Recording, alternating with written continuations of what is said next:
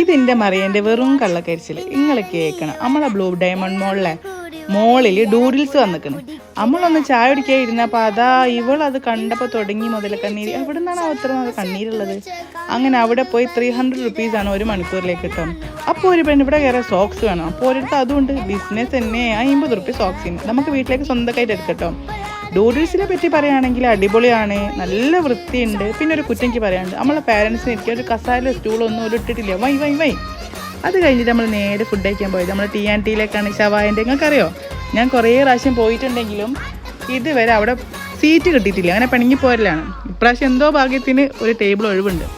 അടിപൊളി ഷവായാണ് കേട്ടോ. നിങ്ങൾ ആരെങ്കിലും കഴിച്ചിട്ടുണ്ടെങ്കിൽ കമൻറ്റ് ബിലോ. എനിക്ക് ഏറ്റവും ഇഷ്ടമായത് ഇവരെ ബീട്രൂട്ടിൻ്റെ ഡിപ്പും പിന്നെ ഈ ഒരു സാലഡുമാണ്. മാംഗോയും ചില്ലി ഫ്ലേക്സും പൈനാപ്പിളൊക്കെ ഇട്ടിട്ട് സെറ്റ്.